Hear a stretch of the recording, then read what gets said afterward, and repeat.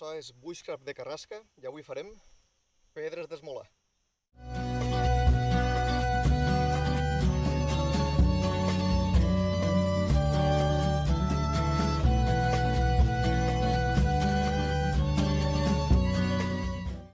Bon dia, companys. Pel que heu vist al vídeo de la intro, estic en un paisatge en un fons un poc estrany per al que sol ser habitual en els meus vídeos i per al que és habitual en la majoria de península ibèrica. Solem tindre sols de roques calcàries, veritat? En aquest cas són arenisques, també sedimentària, però porta molt de sílice. Val? És un material que erosiona molt fàcilment el ferro i per això és bo per a les pedres d'esmolar. És una arenisca roja, és a dir, té molta quantitat de ferro, que així solem anomenar roder. De fet, hi ha fins i tot un tipus de pi, el veieu? Que són pins rodents, que prefereixen aquest tipus de roca i de terra.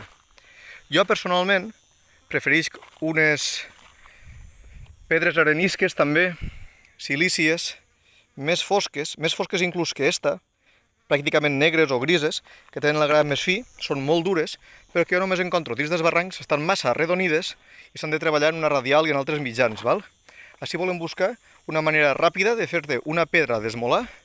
Intentarem fer una de butxaca i una altra més com a banc, més estàtica, on poder treballar sobre ella, val? Avui tinc errors en el vídeo. De fet, el vídeo que tenia que anar en lloc d'este és on selecciono dos pedres que seran en el vídeo següent, val?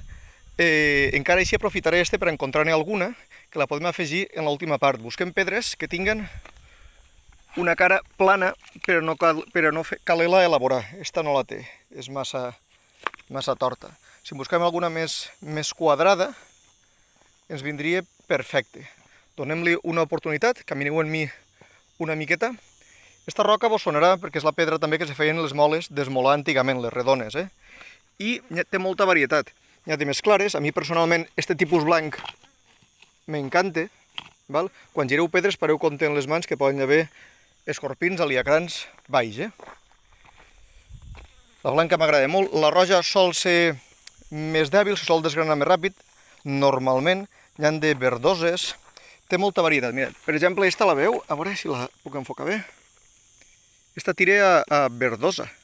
Si fos més gran seria molt bona pedra. Veu que és plana? Però és massa menuda.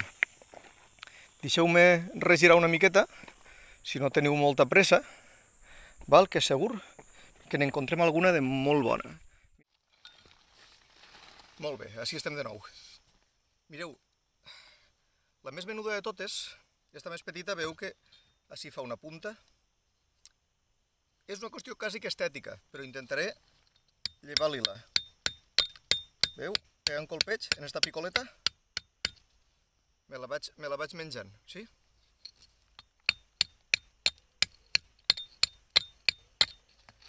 És molt delicada esta roca perquè sol ser, com és sedimentària, sol tindre vetes. I aquestes vetes a vegades et juguen una mala passada. Però el que podem fer així, penso que està prou bé. Ja està bé molt acabada, esta pedra. La deixarem així dalt. I se pot quedar, sí. Epa! En terra mateix, on ella vulgui. Esta altra, que és la més gran, val? Intentaré llevar-li esta punta d'ací baix, repetint els colpets al mateix lloc.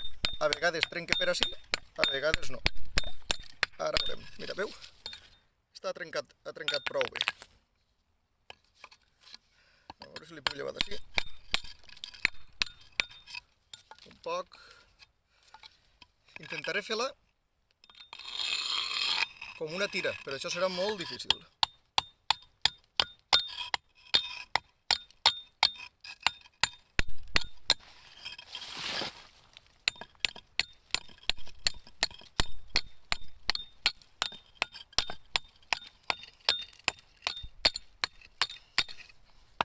Ala, veu? S'ha trencat. Allò que vos dia que a vegades tenen punts dèbils.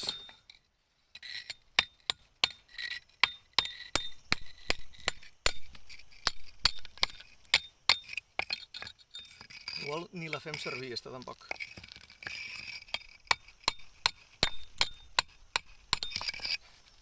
Pot ser que no fos la millor opció que teníem. Veu? La pedrem, me penso. en efecte. Això es pot passar molt. No significa que aquests trossos no puguen valdre. Aquests trossos poden servir igual, però vos costarien més treball. No sé si s'aprofita cap fragment. Pot ser que en aquest cas, veieu, la roca m'ha guanyat com passa moltíssimes vegades. Almenys tenim la menuda, està més blanquinosa, i tindrem la gran, que la usarem de base, perquè estigui fixa. A casa el que haurem serà d'aplanar-les per a poder-les utilitzar. Esta serà més pedra de potxaca i esta serà més ja com de banc de treball, com per a tindre-la fixa. Anem cap a casa. Molt bé, ja estem al taller. M'he permès ficar les pedres a remulla. Veu, l'estic dins d'un pobal, les que he pogut agarrar, perquè són d'una banda més fàcils de treballar i d'altra banda el pols que se crea al fregar-les entre elles és més fàcil de llevar, per tant erosiona d'una forma més ràpida. Quan s'utilitzen per a esmolar, a nivells d'estrals o el que sigui, formons, el que vingui bé, puntacorrents, han d'estar també prèviament a remulla. Jo recomano ficar-les a remulla uns minuts o unes hores abans. Mireu, tenim la gran, que intentarem fer-li plana una de les dues cares, pot ser que esta, tot així. Tenim la que he agarrat al vídeo que he tornat a gravar, que tirava verdosa, que ara en remulla no se veu, encara que vull llevar-li aquesta part. I tenim una que he agarrat més blanquinosa, que heu vist que en la picoleta li he llevat una punta, veritat? Abans de començar a fer-les, deixeu-me veure si li puc llevar esta... Veieu així? Si li puc llevar esta cresta, esta pedra. O si mor també, com la que hem treballat abans. No és molt dura, esta pedra, la veritat no és molt dura. Potser mos valgui per a les primeres passades de quan esmolem un ganivet.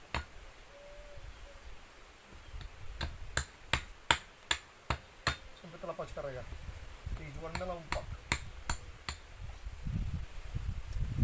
Ja estarà bé, la torno a ficar amunt.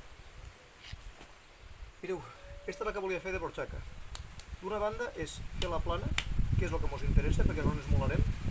I el cantó, si podem aconseguir-lo més o menys recte, també l'utilitzarem, però sobretot són les cares planes.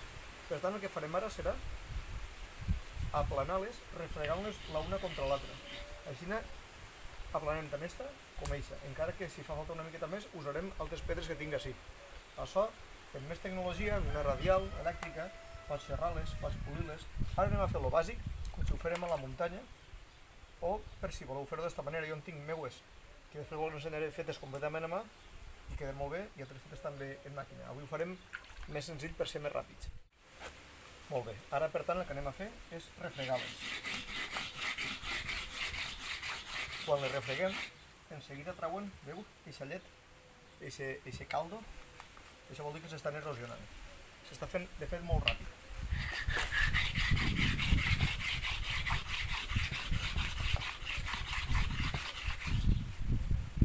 Aquesta blanca la tindrem pronta perquè partíem d'una pedra molt plana. Li dono per dos costats.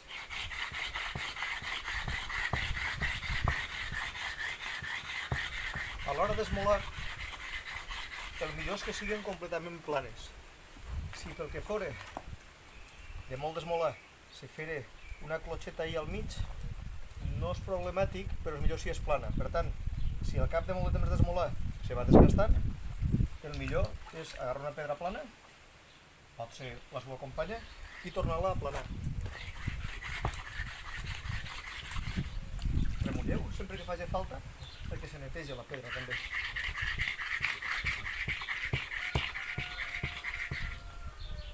En esta blanca acabarem molt ràpid. Veu quines superfícies més llises que té? Inclús puc anar donant-li pel cantó, perquè me penso, estos cantos són molt mals d'aplanar, però aquest altre és prou recte, i ja que s'erosiona més o menys ràpid, li farem un cantó recte, perquè a vegades va molt bé també a l'hora d'esmolar.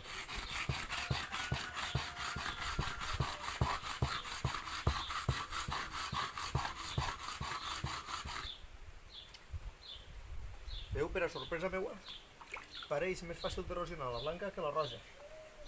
Va ser més dura del que pensava, la roja. la duresa de les pedres te dones compte d'ella quan les treballes. Sobretot quan les fregues entre dos i una se desgasta més que l'altra. Ahí saps quina és més dura i quina és més molla. Vaig a continuar un ratet, una estoneta més fins a que l'acabo. Molt bé, jo penso que aquesta la tenim. Una part plana, el cantó prou recte i l'altra part plana també.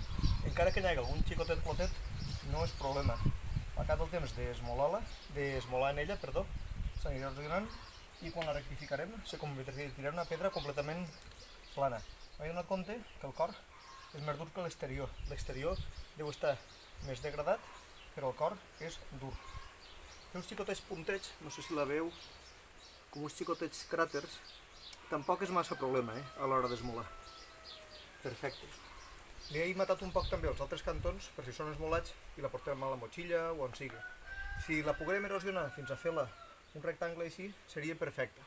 És simplement perdre més temps, però suposo que en una horeta més que li donarem la aconseguiríem quadrada. Avui només vull que anem al més bàsic, val? Aquesta la tenim acabada. I esta, la gran, costarà més faena, perquè malgrat que la tenim prou plana, veu?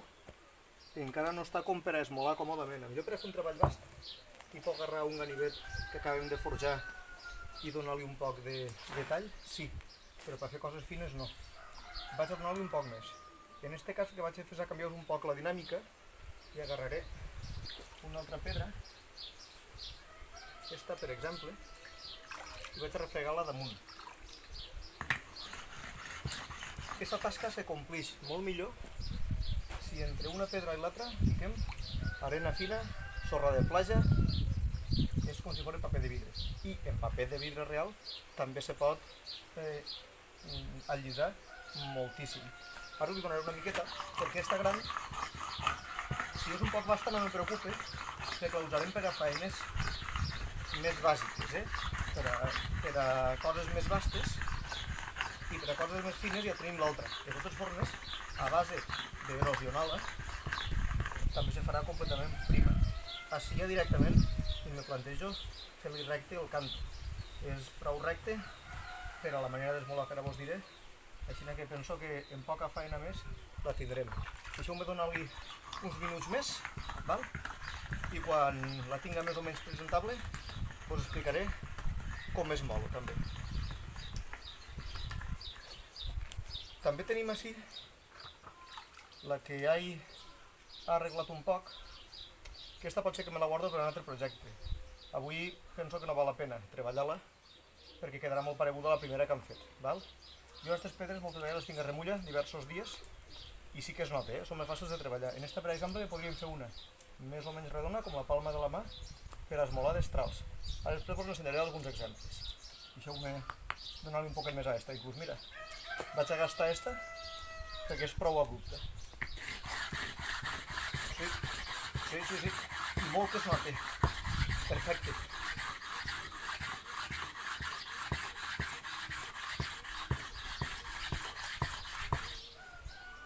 Està quedant completament lliure.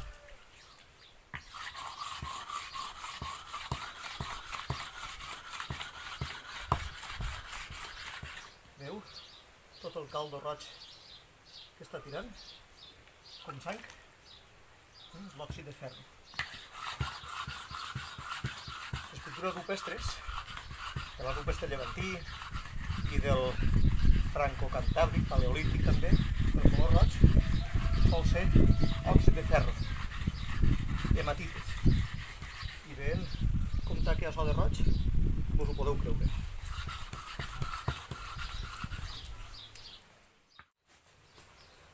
Molt bé, com vos comentava abans, vos volia ensenyar algunes pedres diferents que he fet en altres tipus d'arenisca.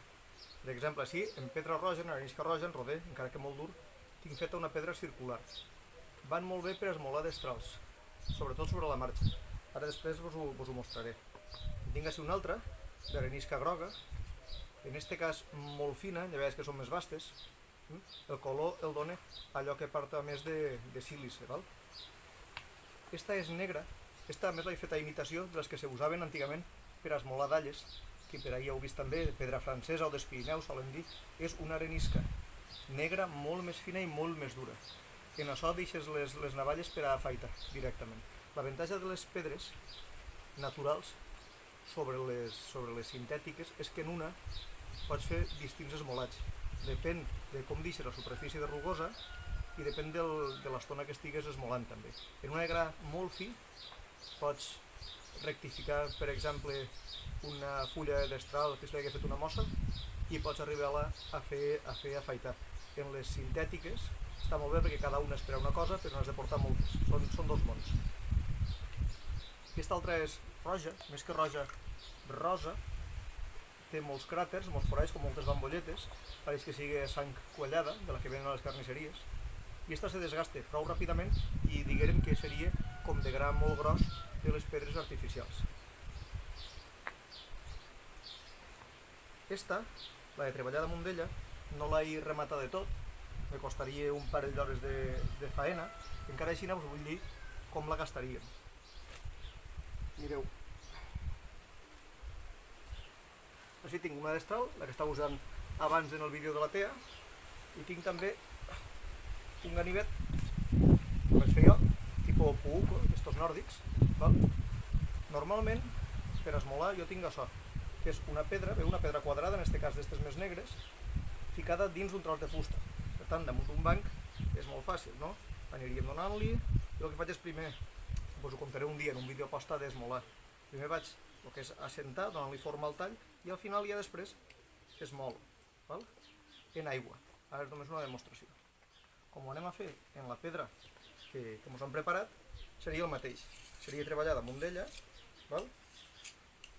si és una miqueta més plana millor, o en la destral exactament el mateix. Llavors contaré els secrets de l'esmola. Això és només per a que vegeu com s'utilitza. Més interessant és la que hem vist, la blanca.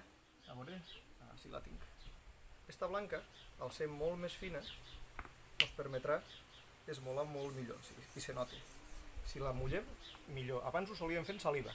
Si és per a vosaltres i esteu a la muntanya i no voleu gastar aigua, en saliva va quasi que millor. Els romans, de fet, diuen que hi ha pedres de barber que van en oli, altres en saliva. Jo en oli no us ho recomano, perquè al final s'embruta tot i és impossible de netejar. Se tapen els poros i ja no es molen. Veu? I al final es mola. Normalment sol ser més rugosa a la part plana i la part estreta sol ser més fina. Veu? És una molt bona pedra d'esmolar. És molt bona pedra d'esmolar. Sí. Ara després a veure si us faig una demostració de ganivet. Este el gasto jo per treballar a la fusta, l'uso per a la fusta, no crec que estaré massa esmolat. Ara la veritat és que sí que ho està. No tinc un paper ara a mà, però tinc una cama. No vaig a tallar-me-la. Veieu que tinc algun pèl.